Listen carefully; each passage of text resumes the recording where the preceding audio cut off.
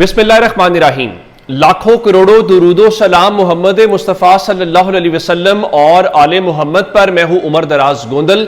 मैंने आपको बताया था कि आज बहुत कुछ आज के दिन के हवाले से हो जाएगा, और वो मैंने आपको पहले ही बता दिया था कि फैसलाबाद में आज इंसदाद दहशतगर्दी अदालतों से 9 मई के 3 केसेस का फैसला आना है, और उनमें से एक केस का फैसला आ गया है। और फैसला यह है कि उस केस के अंदर जो ISI का दफ्तर है उसके ऊपर हमले का यह केस है, और 185 लोग उसमें नामजद थे। 185 में से 108 लोगों को आज सजा दे दी गई है। जो 77 अफराद हैं उनको उसमें से बरी किया गया है। किन किन लोगों को सजाएं हुई हैं, जो सबसे बड़ी खबर है वो अली अमीन गंडापुर के हवाले से है। और क्या अली अमीन गंडापुर भी डिस्क्वालीफाई हो गए हैं? क्योंकि उनको डिस्क्वालीफाई होने का मतलब यह है कि वजीर आला डिस्क्वालीफाई है। वजीर आला के डिस्क्वालीफाई होने का मतलब यह है कि आपकी कैबिनेट तहलील हो गई। इसका मतलब है कि अब दोबारा से उस पूरे प्रोसेस में जाएंगे। एक्चुअल में क्या है और मीडिया रिपोर्ट जल्दी के साथ क्या कर रहा है। मैं आपको पहली बात बताना चाहता हूं कि अली अमीन गंडापुर जो है वो इस केस में नाअहल नहीं हुए। जो आपको मीडिया बता रहा है या सोशल मीडिया के ऊपर जो खबरें हैं वो बिल्कुल गलत है। अली अमीन गंडापुर क्यों उसमें डिस्क्वालीफाई नहीं हुए, मैं उस हवाले से आपको बता देता हूं कि चूंकि जल्दी में, एक तो ये कह लीजिए कि बड़ी ख्वाहिश है, वहां पे जो नाम है वो अमीन अली का नाम लिखा गया है। अब जो अमीन अली का नाम है उसका हरगिज भी मतलब ये नहीं है कि वो अली अमीन गंडापुर हैं, क्योंकि उनका नाम अमीन अली नहीं है, उनका नाम अली अमीन गंडापुर है। तो ये जो अमीन अली थे जिसकी बुनियाद के ऊपर इनकी गलतफहमी हुई, इस हवाले से जो वुकला है उन्होंने भी बताया कि उनका इससे ताल्लुक नहीं है। दूसरा, इसमें एक और बात कहना चाहता हूं कि आमतौर पर होता यह है जब आपके खिलाफ ट्रायल हो रहा होता है तो ट्रायल में आपके खिलाफ चालान पेश किया जाना होता है, और चालान पेश करने के बाद जो है आपको इस चीज का अंदाजा होता है कि क्या आपको सजा होगी या आप बरी हो जाएंगे। तो अली अमीन गंडापुर जो हैं वो इस हद तक ये खबर के उनको सजा नहीं हुई और वो डिस्क्वालीफाई नहीं हुए, पहली बात।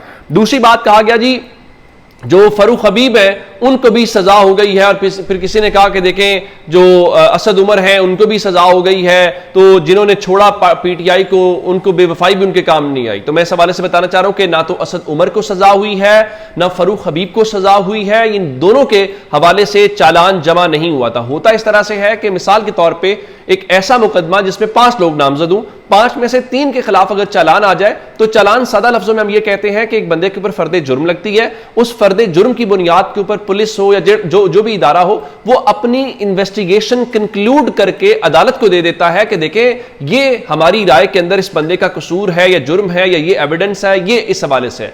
फिर वो जो चालान है उसकी बुनियाद के ऊपर अदालत या उसको मान लेती है या उसको मुस्तरद कर देती है, जो अदालत को लगे। तो जब आपके खिलाफ चालान ही नहीं आया, आपके खिलाफ इन्वेस्टिगेशन की रिपोर्ट ही नहीं आई, सादा लफ्जों में इसको यूं कह लीजिए, तो आपको सजाएं कैसे हो सकती हैं? अच्छा, अगली बात कि क्या शाह महमूद कुरैशी को भी सजा हुई है? क्योंकि सोशल मीडिया पे ये चल रहा है, नहीं, शाह महमूद कुरैशी को भी सजा नहीं हुई। इस मुकदमे में शाह महमूद कुरैशी और इमरान खान दोनों नामजद हैं, लेकिन दोनों चूंकि जेल के अंदर हैं तो उन दोनों का ट्रायल इन केसेस के अंदर नहीं हुआ। तो ये बात भी इस हवाले से गलत है। अब आते हैं इस बात के ऊपर कि फिर सजाएं किन किन को हुई हैं। और एक बात आपको बता दूं कि उन 185 में से 108 अफराद में से जो मेजॉरिटी है वही काम किया गया है जो बाटा रेट है, और बाटा रेट यह है कि 10-10 साल कैद की सजाएं सुनाओ और उसके बाद बात जो है वो आगे चलेगी। अब आते हैं कि आगाज में सजा किसको हुई है। उमर अयूब को सजा हो गई है, और उमर अयूब जो है आप जानते हैं कि कौमी असेंबली में ऑपोजिशन लीडर हैं। उनका तीसरे नंबर के ऊपर नाम है। अदालत ने जो कन्विक्टेड 108 अफराद की लिस्ट जारी की है उसमें उमर अयूब है। तो पंजाब असेंबली में मलिक अहमद खान भच्चर डिस्क्वालीफाई हुए, ओहदा खाली हुआ, तो पंजाब के बाद जो कौमी असेंबली है उसका ओहदा भी खाली हो गया है। तो आज उमर अयूब की जनाब याया अफरीदी के साथ पेशावर में मुलाकात तय थी। और एक बात मैं जरूर कहना चाहता हूं कि जो सजाएं और सिस्टम बड़ी तेजी के साथ है, इसका तमाम तर क्रेडिट जनाबे याया अफरीदी को जाता है, क्योंकि उन्होंने कहा था कि 4 महीने के अंदर आप 9 मई के केसेस के जो ट्रायल्स हैं उनको मुकम्मल करें, उनको कंक्लूड करें। अब उस दौरान कितना फेयर ट्रायल हो सका है या क्या कुछ हो सकता है वो अपनी जगह के ऊपर है, लेकिन जनाब अब मुलाकात करेंगे। मेरी इतलात यह है कि अब उमर अयूब और याया अफरीदी के दरमियान जो मुलाकात है वो खटाई में पड़ गई है, क्योंकि याया अफरीदी साहब जो हैं वो किस तरीके से अब मुलाकात करेंगे। गवर्नमेंट कहेगी देखें वो तो कन्विक्टेड हैं, उमर अयूब साहब, तो क्या आप किसी सजा याफ्ता शख्स को जो है वो उनके साथ मुलाकातें कर रहे हैं? तो जनाब ने कल नोटिस पे ले लिया और मीडिया में वाह भी हो गई कि देखें याया अफरीदी साहब कितने शानदार आदमी हैं, और उसके साथ आज उनको सजा हो गई। और सजा के बाद जो है अब वो उनके साथ मुलाकात भी नहीं करेंगे। तो अब गवर्नमेंट या एस्टैब्लिशमेंट के सामने वो कहेंगे देखा कि मैं जनाब इस हवाले से किसी सजा याफ्ता शख्स के साथ नहीं मिल रहा।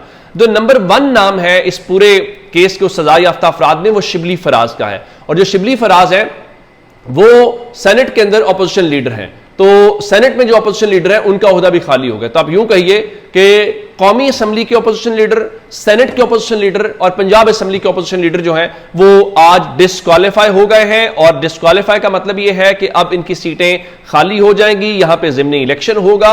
तो अमलन जिस तरह कहते हैं ना कि किसी मुल्क के अंदर जहां पे अपोजिशन को खत्म कर दिया जाता है, तो आज उस अपोजिशन को खत्म कर दिया गया। साहबजादा जो हामिद रजा हैं उनको भी 9 मई के मुकदमे में 10 साल की कैद की सजा सुना दी गई है।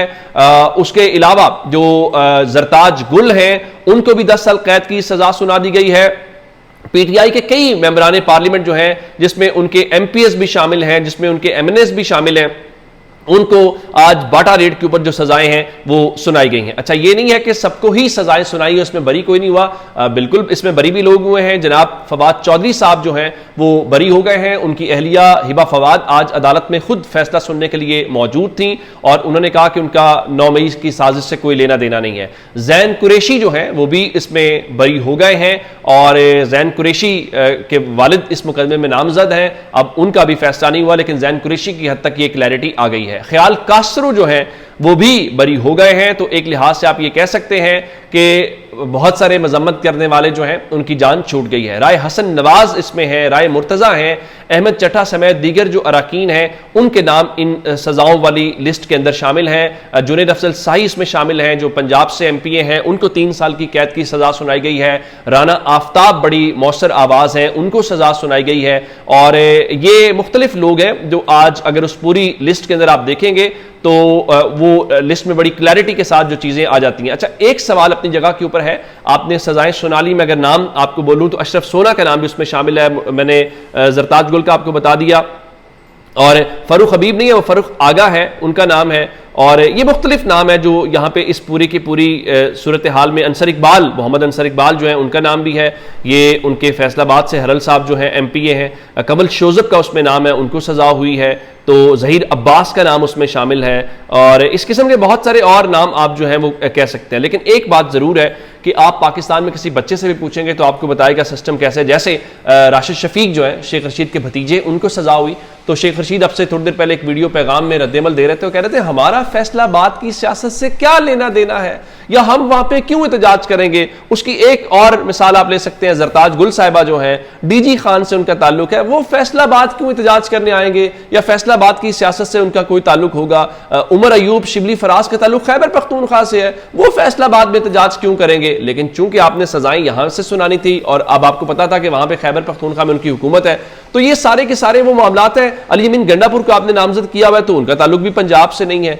तो पाकिस्तान में बच्चों को पता है, किसी से पूछेंगे। मैंने आज एक जुमला लिखा ट्विटर के ऊपर कि जो अवाम की अदालत से जीत कर आए हैं, सुरखरू होकर आए हैं, वो निजाम की अदालतों से सजाएं पा रहे हैं। असल इसमें बात यह है। अब पीटीआई के लिए भी एक और चीज, पीटीआई वाले कहते थे ना कि हमें आज भी वो एक चीज, एक था जो कहते हैं सड़कों पर निकले, दूसरा कहता नहीं पार्लियामानी ऑप्शंस हमारे पास इस्तेमाल करने चाहिए, निजाम के अंदर रहना चाहिए, असेंबलियों के अंदर रहना चाहिए। आज आपने अमलन उनके लिए भी रास्ता बंद कर दिया है कि भाई आपको हम जबरदस्ती भी ऐवानों से निकालेंगे, ऐवानों में आपके लिए कुछ नहीं बचा हुआ। जब आप उनको निकालेंगे तो फिर क्या होगा, इससे पाकिस्तान में इस्तेहकाम आएगा। अब आप ज़िमनी इलेक्शंस में जाएंगे, पूरी दुनिया में आज होगा कितने पार्लियामेंटेरियंस को आपने डिस्क्वालीफाई कर दिया है, तो क्या इससे लोगों का आपके हक में राय बदल जाएगी। आपने ये कुछ किया था, 8 फरवरी में यही बयानिया था जिसकी बुनियाद पर लोगों ने आपको मुस्तरद करके इनको जितवाया था, तो आपके ख्याल में अब उनको सजाएं देंगे तो लोगों की राय बदल जाएगी। मेरा ऐसा ख्याल नहीं है। अपना बहुत सारा ख्याल रखिएगा। खुदा हाफिज।